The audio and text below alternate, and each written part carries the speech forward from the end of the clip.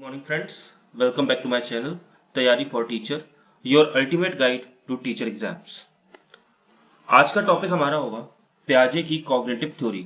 आज हम लोग इसमें कवर करेंगे स्टेजेस ऑफ कॉग्निटिव डेवलपमेंट। चलिए शुरू करते हैं। पियाजे ने मुख्यतः मेनली 4 स्टेजेस ही बताई हैं। पियाजे ने कितनी स्टेज बताई हैं? 4 stages. Okay, first is sensory motor stage जो कि चलती है 0 से 2 साल तक के बच्चों के लिए। फिर प्री ऑपरेशनल स्टेज 2 से 7 साल, कंक्रीट ऑपरेशनल स्टेज 7 से 11 साल, फॉर्मल ऑपरेशनल स्टेज 12 से ऊपर, 12 साल के ऊपर। ठीक है, पहली स्टेज है सेंसरी मोटर स्टेज। ठीक है, ये चलती है 0 से लेके 2 साल तक। अच्छा, हिंदी में भी इनके नाम है, बट हिंदी में क्या है, बहुत सारे नाम है हर एक स्टेज के। इसकी वजह से स्टेजेस के नाम हो सके तो इंग्लिश में ही याद करो, तो ये सभी के लिए बेहतर रहेगा। चलो, सेंसरी मोटर स्टेज की एज क्या है? 0 से लेके 2 साल तक के बच्चों की। अब इसमें क्या होता है, learning through sensory experiences and actions. जो 0 से 2 साल तक के बच्चे होते हैं ना, ये मेनली किससे सीखते हैं? Seeing, touching and moving. ये सब चीजें सीखते हैं वो अपने सेंसेस से, सिर्फ अपने सेंसरी ऑर्गन से ही वो ये सब चीजें सीखते हैं। किस किस से सीख रहे हैं? सीइंग, टचिंग एंड मूविंग से। ये 3 चीजों से वो सीख रहे हैं। और इस स्टेज की सबसे इंपॉर्टेंट चीज है कि ऑब्जेक्ट परमानेंस बनता है। ऑब्जेक्ट परमानेंस का मतलब क्या हुआ? डेवलपमेंट होता है कि आप उसके सामने कुछ लेके जाइए, फिर उसको पीछे छुपा लीजिए। ठीक है, तो वो अब बच्चा उस चीज को ढूंढेगा, वो बच्चा उस चीज को हर जगह ढूंढेगा।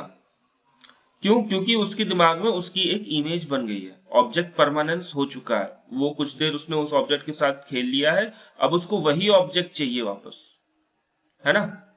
अब इसका एग्जाम्पल है ऑब्जेक्ट परमानेंस का कि पिकाबू जो गेम होता है ना, वो खेलते हैं। अपना चेहरा लिया, सामने उसको दिखाया, ऑब्जेक्ट परमानेंट हुआ, मतलब उसको दिखने लगा वो थोड़ी देर, फिर छुपा लिया, फिर दिखाया अचानक से, तो वो खुश हो जाता है। ये एक इसका बहुत ही अच्छा एग्जाम्पल है। मतलब इसका मतलब ये हुआ, ऑब्जेक्ट परमानेंस को मैं थोड़ा अच्छे से बता देता हूं एक सेंटेंस में। The understanding that object continues to exist even when they can't be seen। मतलब कि ऑब्जेक्ट एग्जिस्ट कर रहा है, तब भी एग्जिस्ट कर रहा है जब वो ऑब्जेक्ट को नहीं देख पा रहा है ना। तो ये होता है ऑब्जेक्ट परमानेंस। इसमें एक और चीज, बहुत इंपॉर्टेंट चीज होती है, डेफर्ड इमिटेशन। मतलब नकल करना। क्या करना? नकल। इसमें डेवलपमेंट ऑफ मेमोरी होता है सबसे जरूरी चीज। अगर हम किसी चीज की नकल करते हैं ना, छोटा बच्चा है, अगर वो नकल करने की कोशिश कर रहा है तो अपनी वो मेमोरी को डेवलप कर रहा है। डेवलपमेंट ऑफ मेमोरी, ये याद रखना। ठीक है, और इस एज में गोल डायरेक्टेड बिहेवियर शो करता है बच्चा। क्या करता है? गोल डायरेक्टेड बिहेवियर शो करता है। ठीक है, ये इंपॉर्टेंट पॉइंट्स हैं स्टेज के, सेंसरी मोटर स्टेज के। ये बहुत ही ज्यादा इंपॉर्टेंट पॉइंट्स हैं। पहला कि ऑब्जेक्ट परमानेंस होता है, क्वेश्चन आएगा, जरूर आता है इससे क्वेश्चन कि फिर ये ऑब्जेक्ट परमानेंस किस स्टेज में डेवलप होता है। तो ऑब्जेक्ट परमानेंस किस स्टेज में होगा? सेंसरी मोटर स्टेज में। ठीक है, अब और इसका ये सिर्फ वो जो भी उसके एक्सपीरियंसेस होते हैं वो सेंसेस से होते हैं, आप इसके नाम से ही देख लीजिए, यहाँ पे सेंसेस ही लिखा हुआ है, सेंसरी मोटर है ना, सेंसरी तो सेंसेस से हो गया। अब the understanding that object continues to exist even with that can't be seen, तो ये ऑब्जेक्ट परमानेंस की डेफिनेशन से समझ लो कि हाँ ये ऑब्जेक्ट परमानेंस ही है। गोल डायरेक्टेड बिहेवियर शो करेगा, उसको जो करना होगा वो उसको उसके लिए ही वो जाएगा, ये नहीं कि यहां वहां भटक जाए, बिल्कुल भी नहीं, सीधा गोल डायरेक्टेड बिहेवियर होगा। चलो नेक्स्ट है pre operational stage. Pre operational stage ये चलती है 2 से 7 साल तक, ठीक है। इसमें क्या होगा, सबसे पहली चीज ट्रांसडक्टिव रीजनिंग। क्या होगा, ट्रांसडक्टिव रीजनिंग। इसमें क्या होता है, इलॉजिकल रीजनिंग। इस एज में बच्चे लॉजिकल बातें नहीं करते हैं, वो इलॉजिकल रीजनिंग ही देंगे कि फिर अच्छा ये ऐसा हो जाता, वैसा हो जाता, मैं इधर ऐसा हो गया, ऐसा हो सकता था, वैसा हो सकता था, ये सूरज क्यों निकलता है क्योंकि ऐसे निकलता है वैसे, मतलब वो सिर्फ इलॉजिकल रीजनिंग देंगे जिसका कोई लॉजिक नहीं होगा, मतलब क्योंकि उनको वही समझ में आ रहा है, उनको लग रहा है, लेकिन यहाँ पर ये इंपॉर्टेंट है कि वो रीजनिंग दे रहे हैं, इलॉजिकल है बट रीजनिंग डेवलप हो रही है धीमे धीमे, है ना, ये इंपॉर्टेंट है। नेक्स्ट यहां पर ये देखो, यहां पर भी लिखा है symbolic thinking and imagination grow. Imagination grow हो रही है तभी वो इलॉजिकल हो रही है ना, इलॉजिकल से लॉजिकल की तरफ जाती है इमेजिनेशन या रीजनिंग, तो पहले इलॉजिकल हो रही है, इसके बाद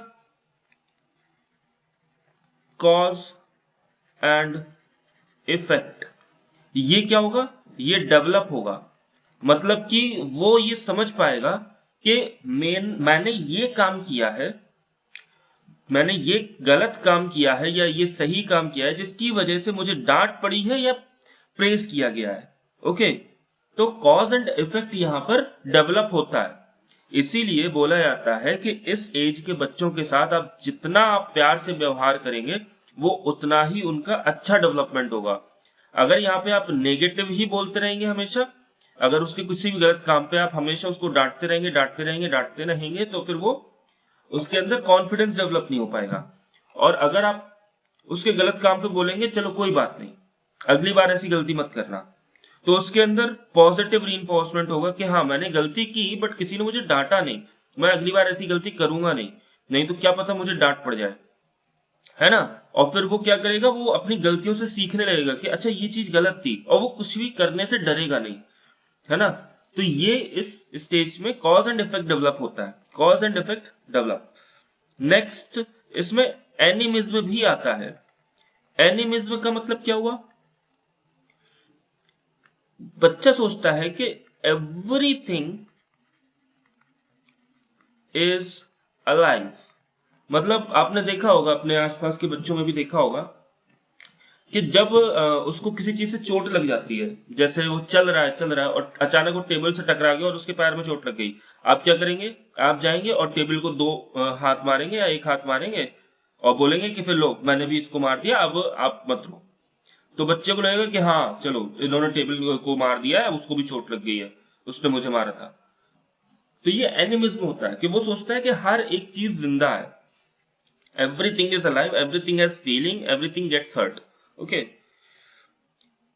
अब यहां पर ईगोसेंट्रिज्म भी होता है, ईगो सेंट्रिज्म यहां पर भी लिखा हुआ है, ईगोसेंट्रिज्म।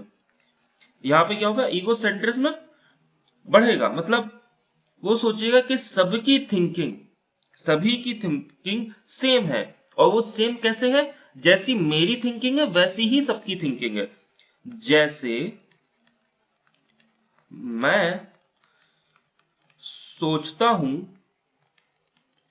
वैसे ही सभी सोचते हैं।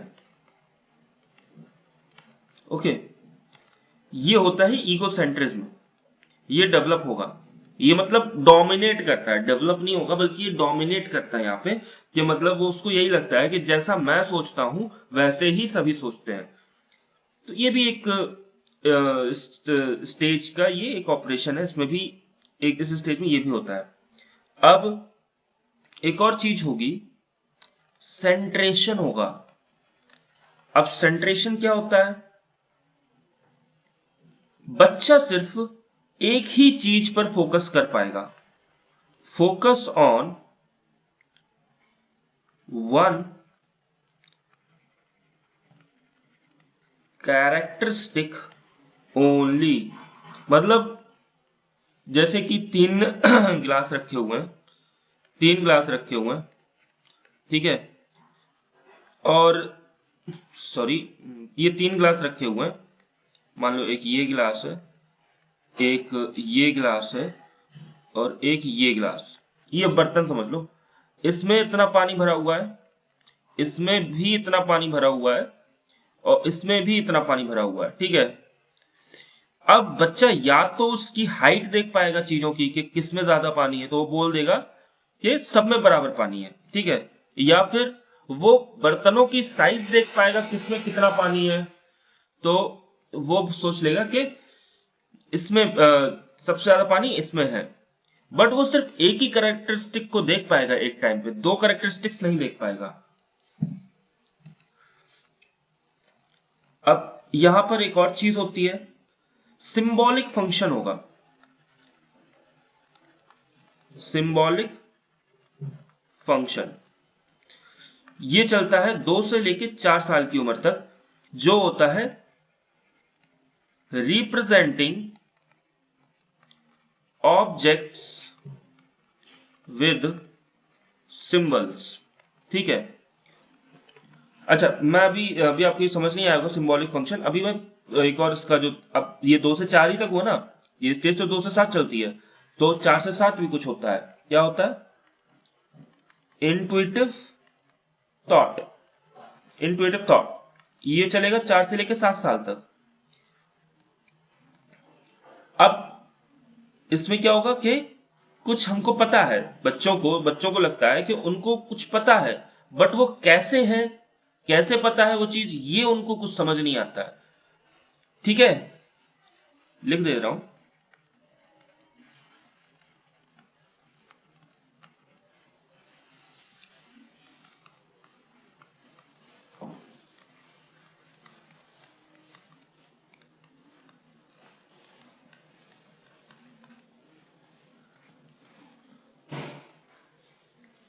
सिंबॉलिक फंक्शन में क्या होगा कि बच्चे किसी भी चीज को सिंबल्स की तरीके देखेंगे, सिंबल्स से रिप्रेजेंट करेंगे, छोटे छोटे सिंबल्स से रिप्रेजेंट करेंगे, ठीक है।